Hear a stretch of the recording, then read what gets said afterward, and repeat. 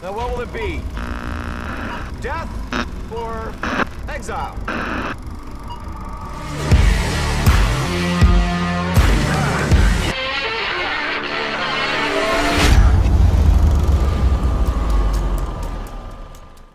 Hi guys, this is Lupe, and this is a video essay for the film Exiles. I think the first place that we have to start before we dive into all the Easter eggs, the symbolism, the references, is the song that is chosen. The song is Time by Tim Waits, and it's very appropriate for Zack Snyder's vision. Hear me out. The song is an emotive folk ballad full of transportive imagery and metaphors that paint a picture of howling wind, rain-drenched street filled with characters who are homeless, lonely, broken, restlessly yearning and desiring to belong. The song is a soulful call to these weary vagabonds that it's time to come home, the home that they will find in the collective of humanity. It says it's time that you loved. It's time. And so this is a call to our Justice League heroes. It's time for them to come together as a family. It's time for them to do away with being alone. Time for them to do away with being outcasts. Time for them to do away with resenting the world for rejecting them. And it's time for them to love and to come together and form this unprecedented league of heroes within which they can find the family that they've been yearning for. Let's get right into each of the heroes. The first one is Cyborg, and Cyborg's tableau immediately gives us this imagery of him posed as the Vitruvian Man, also known as the Renaissance Man, as drawn by Leonardo da Vinci. The Renaissance Man represents the proportions of the human body according to the architect Vitruvius. And in the age of Vitruvius, there was a theory that spoke to the universal interconnectedness of all beings. The core of this tenet was that the proportions and dimensions of the human body can be found all the way across different creatures, different natural structures, and that represents how each and every one of us is connected.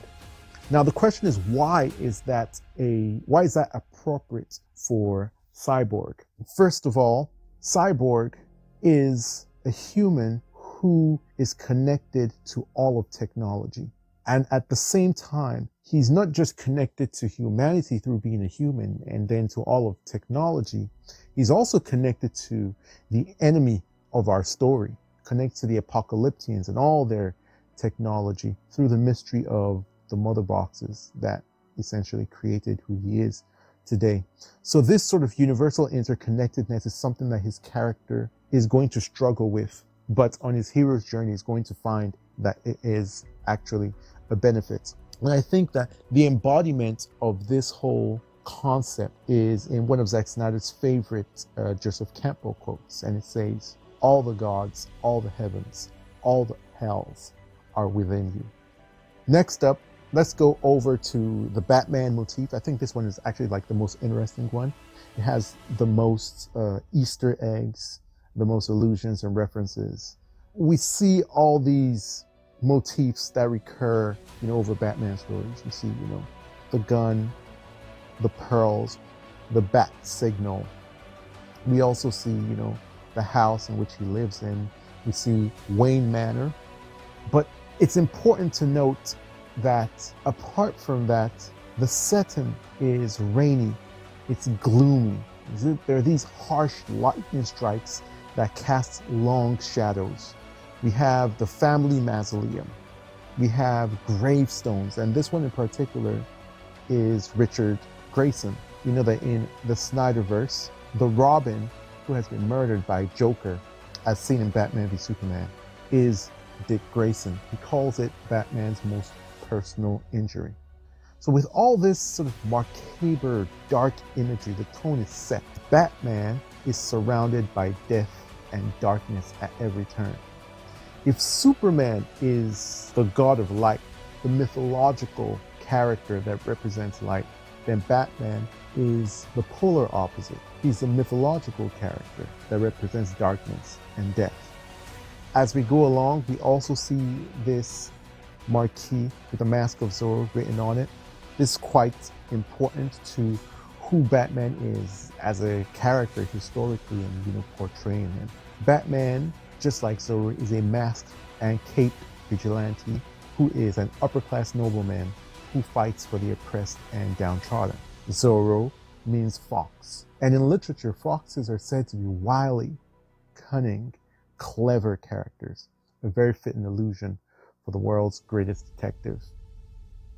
Also, if we look across this tableau, we see a lot of ivy crawling and creeping over a large portion of it. This could be an allusion to the character Poison Ivy. Maybe Zack Snyder was planning on introducing her into the world at some point, or maybe she has a history with Batman. But Ivy does represent old money, does represent aristocracy, which we know that the Waynes definitely are. However, the pièce de résistance, the center of all of this, is that Batman is posed as Saint Sebastian. Saint Sebastian is known as the patron saint of martyrdom. More accurately, he is the patron saint of those who desire a saintly death. And that is very appropriate for Batman in the Snyderverse. He is someone who has a martyr syndrome, as we can see in Batman v Superman. You know you can't win this. It's suicide. Also, it's evidence in Zack Snyder's Tree of Life, or Shambhala depiction of his 5-story arc, where we see that in the end, there's an allusion to Batman sacrificing himself and being a martyr at the end of the entire arc. I also think it's very cool that the bat signal shines in the sky, forming a halo behind Batman's head.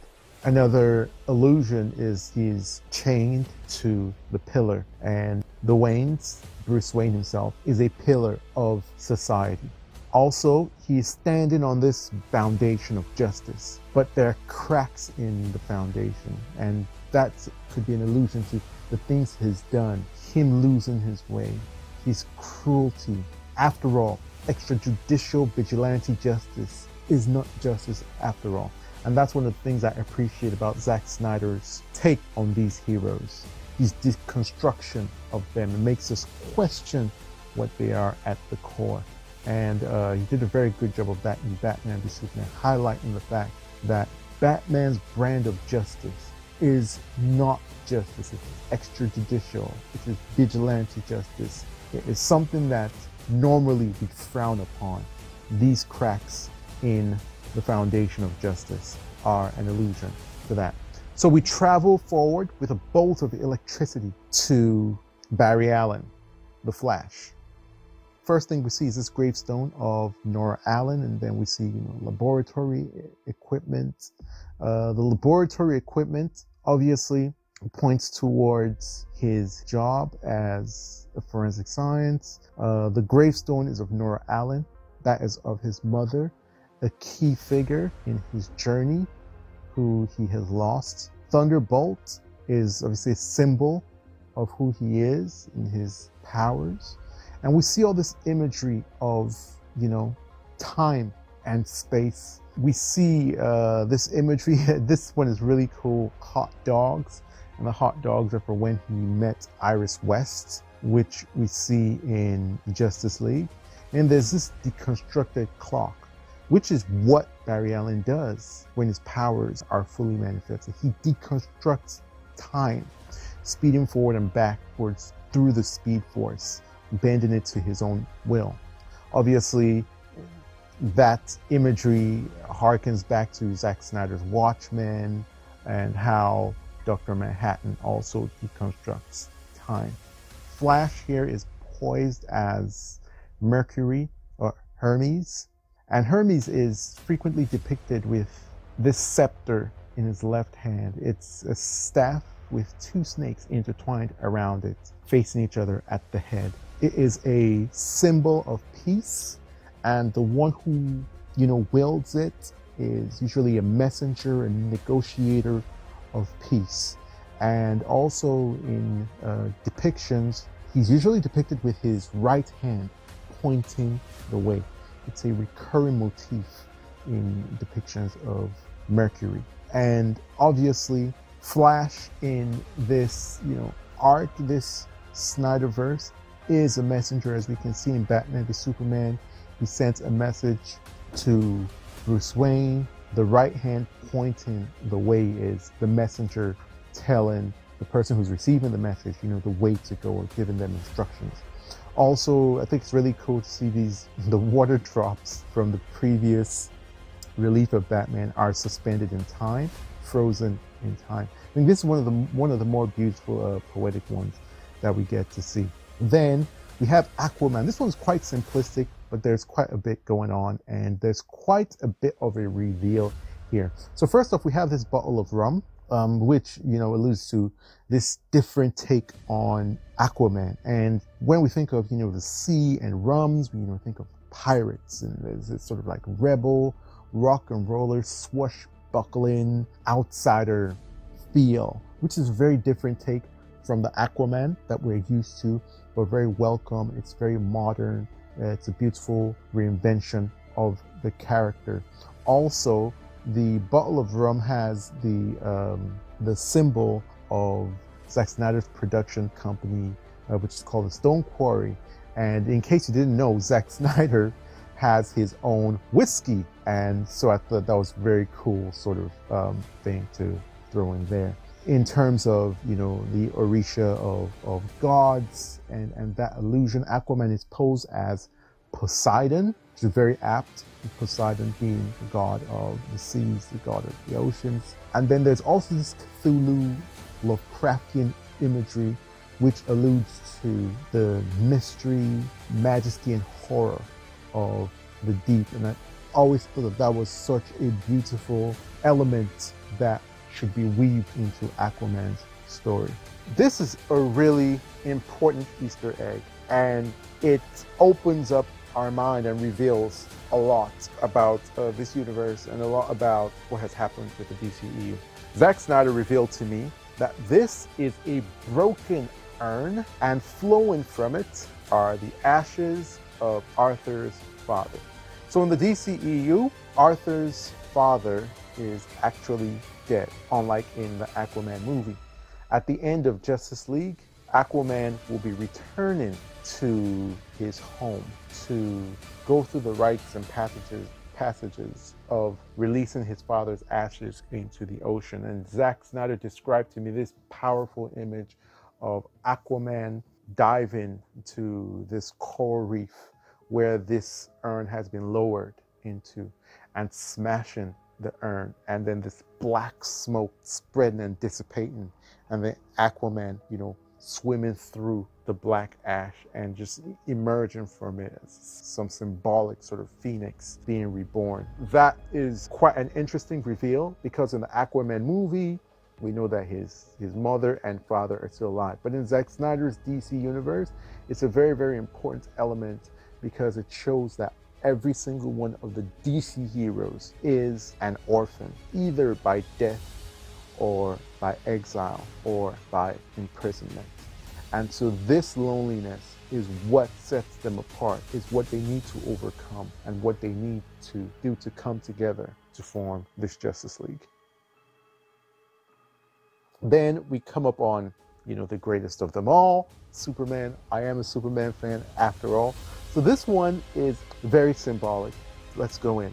We can see that coming from the mother boxes behind him is light shining. Going back to our allegory, Superman is the mythological character who symbolizes light. He's a shining beacon, a sun god. Symbolically, he would be Apollo. In hierarchy, he would be Zeus. Again, we have the halo around the head, as we've said, symbolizes martyrdom, which he already did in Batman v Superman. It's a symbol of saints, those who have achieved apotheosis, in which they are now in a godlike state. You can see with a Christ-like pose, this is a crucifixion pose. But also the outstretched arms are very important and symbolic.